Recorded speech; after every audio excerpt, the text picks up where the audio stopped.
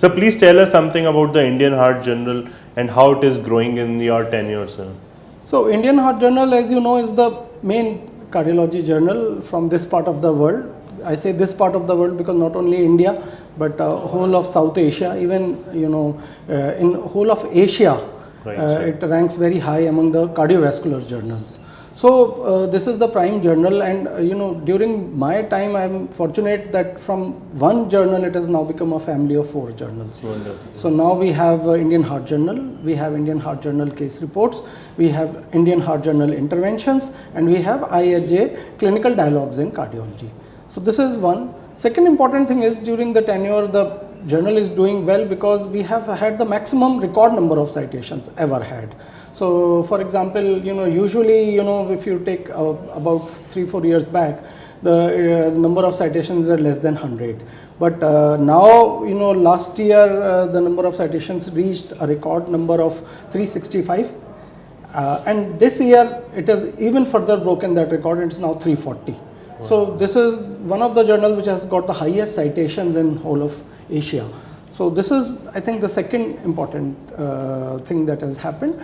I would say the third thing is that it has got now more and more international audience, authorship, even reviewers, and its spread has become more and more international.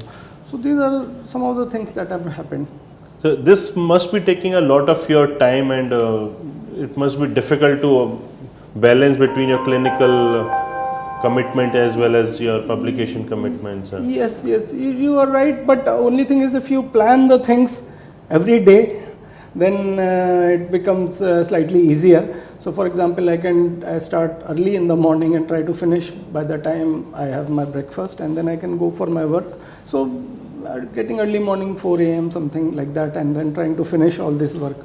So that is the thing, but if you are trying to do something, then naturally you have to spend some time. So lots of position statements are being developed and published in Indian Heart Journal in association with CSI. Very, very praiseworthy step. So what will you like to say about this, sir? So this is, actually, now we are working very close to what is requirement for the community. So for example, we have recognized that there are a lot of Western guidelines, but they may not apply directly to Indian conditions.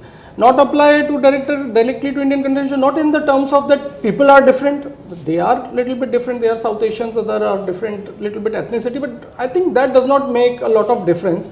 The point is that the practices are much different, the health practices. And I think that is the focus of our statements. We are trying to focus on those practices which are not well represented in the Western guidelines. Correct. So for example, if I take example of STEMI, you know that Western world is focused on golden hour of revascularization.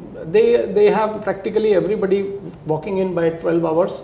In India, interesting thing is that 30% of the people present out of window period, and there is not a significant guideline for those kind of patients. Correct. So what we have tried to do is focus on these areas which are practically different from the West, and then develop some statements on them.